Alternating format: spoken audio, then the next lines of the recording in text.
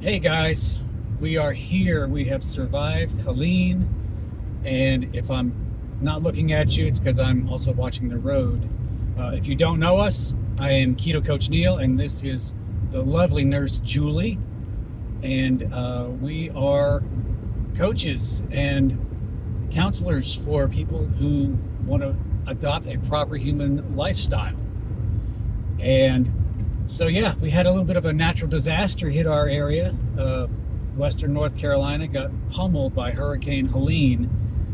And thank goodness, thank God that we didn't suffer any material damage, any property damage. Everyone is safe, everyone is healthy. Um, so there's that. We were without power, and since we're on a well, we were without water for just over a week, about 10 days. But thank goodness one of our neighbors had a fifth wheel and had a generator hooked up to his well. And so he stuck a sign that says, "I have water for you, just bring your own containers." And so, shame on us that it took a natural disaster for us to actually introduce ourselves to our neighbors. But hey, lesson learned. Be nice to people. Introduce yourself. But nonetheless, all is well. Power's been restored. Water's been restored. Waiting on internet. There were so many down trees and cables. I mean, massive, 6-foot diameter trees. The ground was just so saturated. They didn't crack. They got pulled up by the roots. They did. I mean, we have. It's bad. It is really bad. I mean, we've had trees that literally covered an entire house, and you didn't realize, unless you knew the neighborhood, you didn't know there was a house there. That's how big these trees are. But with that being said, we've been taking this opportunity to volunteer our services and help our community in any which way we can, whether it's giving people water. Since we have a well, we just fill up their jugs and we take it to them, doing some laundry for people. Yeah, because you have to understand, we are about 40 miles due east of Asheville, North Carolina. And there's a mountain that separates Asheville from Marion, and another town you may have seen on the news called Old Fort, which got pummeled. Big time. Swananoa got hurt really hard. Places like Chimney Rock do not exist any longer. So, but yeah, the entire town of Asheville, Buncombe County, North Carolina, is without water. They've got most of the power restored, but they have 3 main water pumping stations, and the only one that is still even in operation is the smallest of the 3. So yeah, they're hurting. No one's got any water. If they do have water, of course, there's a boil alert. Oh yeah, and it'll be a while. Some of our friends, some of our coworkers are saying that they're not going to get water for probably another 60 to 100 days, maybe. So they are on they're on water alert, where they're not water Conservation. shortage. And so there's a lot of that going on. People can't take showers, they can't use their toilets. So, they're still suffering, and it's still hard. I mean, I went to the grocery store yesterday after work, and I was just, I guess I was just so stunned. I was just going to run in and use the bathroom and pick up a couple things from Whole Foods in Asheville, and they literally had no fruits and vegetables. Well, no restroom. Yeah, the restroom was not available because you can't flush toilets. The other thing is the meat department, the bakery department, the deli department. All the stuff on the perimeter were non-existent, empty. It was so different. Surreal. Yeah, normally when you go to Whole Foods, you can pick up you can tell them to cut a piece of cheese out, and they were selling the whole wheel. They had nobody there to cut it And instead of buying just a couple olives in a container, they had these huge bags full of olives, and they were selling the huge bag for like $75. Like, there was nobody there to put any of that stuff in the containers. Right. And the local farmers are not able to, at this time, they are not able to share their products because they've suffered such devastation from the hurricane. I mean, entire fields under 3 or 4 feet of water at some point. Absolutely. So crops were lost. Storage was lost. I did have a veteran who knew of someone else that lost 100 cattle. So during the hurricane, they lost all of their cattle, 100 of them, and I was just like, And that's devastating to it someone is who very devastating. raises cattle and goats, sheep, pigs, whatever they have. If they weren't able to secure it, it's gone, which means their livelihood is gone. And So some people are, even on social media, we've been limited, but we can see a little bit. Like right now, we're out and around, we can get a little bit better service. But there's some people that are complaining about stuff not being available in the stores. yeah, and People can't get. People have gone for over 2 weeks without water, without food, without showers, flushing toilets.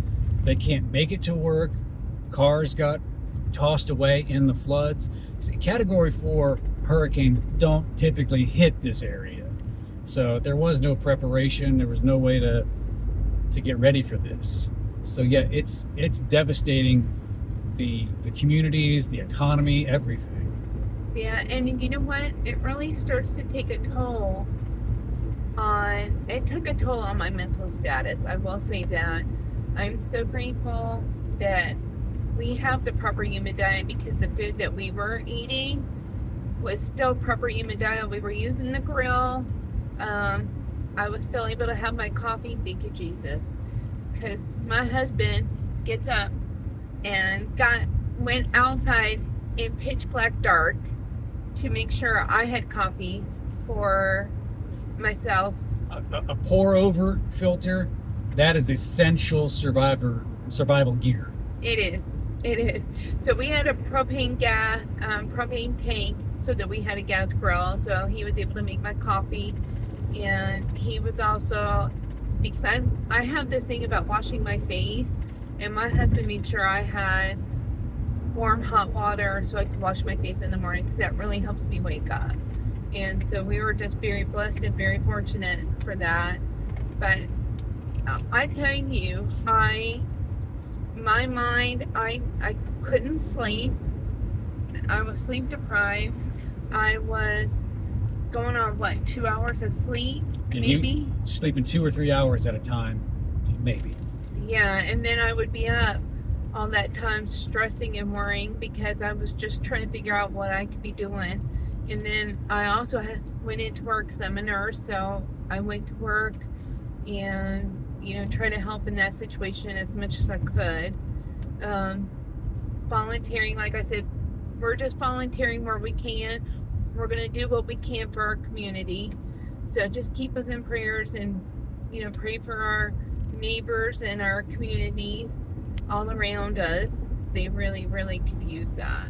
Right. And I will say this, I've heard from several people outside of our area that are saying that this did not get the media coverage that it deserves. You can put on your tinfoil hat and find some reasons why, but we won't go there right now. But it is far from over. Even though power's getting restored and they'll have the water situation handled eventually, it's far from over for this region. So we want to ask that you, if you have it in your heart, if you have it to give. Now, there are some ways that do you want to pay a CEO, or do you want to pay the actual people that need it? So I will offer that I know for a fact every every dime that goes through our church, which is a kind of a hub for the relief area in the region. You can go to the website graceforall.org. That's grace, FOR all.org, and there's a big thing that says give, and you can select the Hurricane Helene relief, and every bit of that goes to the families that need it. And those surrounding the area that have a need, our church is constantly doing stuff for the people in the community. Yes. Our church is very big in helping our community, and that is going to be a wonderful way to do it if you want to give in that area. Yes. So, and we'll have more information coming out in the next few days, over the next week. Things how a proper human diet, and not only a proper human diet, but a proper human lifestyle, your mentality, your how you live your life can help you be better prepared for that. I'll be talking about how mindfulness can play a huge role in your mindset and in your attitude. How meditation, prayer can help with that, and in ways that you might not think. How things like a proper human diet going into it can help sustain you.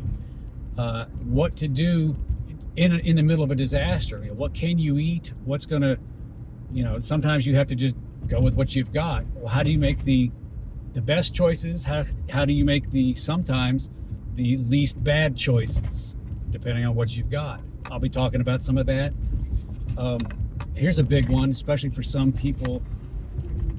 We heard a story that there was an entire family, and for 7 days they were sharing a granola bar just to eat. And they have gotten food. They're okay, but just understand that hindsight, if you want to prepare yourself for whatever, we'll talk about how you can exercise that fasting muscle, so that when situations call for it, you don't have to eat every 2 hours, every 3 hours. You'll be prepared both physically and the mental side of fasting. So we'll be talking about that here in the next several days, several weeks. There's a lot of lessons learned through this. Some are, hey, we're on track with whatever. Some things were like, that's a loose end that we need to shore up. Yeah, it was very emotional to see some of these families that were coming through to grab a hot meal. I struggled with that, and that was very emotional for me, and I didn't do well with that. With that being said, also keep in mind the Friendsgiving that we had planned is going to be postponed at this time. Rain check. Yeah. Well, I guess I shouldn't say rain check. We've had enough rain and wind. So, but just keep in mind we are going to do it. We do want to see you guys. Oh, yes. And we want to meet up with you. But right now our focus is trying to get back into helping our community. But yeah, helping with a natural disaster kind of supersedes hanging out, which we want to hang out. Maybe we'll look at something after the first of the year, maybe. Yeah, so, but take care of yourself. Yes. One day at a time, sometimes one moment at a time. Sometimes you just gotta, I have to pray, and I'm so grateful for my husband. When I went through a panic attack, anxiety attack, he was able to share verses with me. He put his hand on me, and I was able to go back to sleep and get some sleep. So that's been, one of these days I'll share that info with y'all, but it was really, I try to keep that in mind with those that are still without power, right, still without water. And so I hope you guys are doing well. We're thinking of you. Yeah. And reach out to us if you need anything. I hope those of you who were affected during this hurricane, whether it's Hurricane Helene or Hurricane Milton, whatever you've been through, tornadoes, we hope you guys are doing well. We hope this finds you well. Take care of you, take care of your family, And we'll see you guys soon. See ya.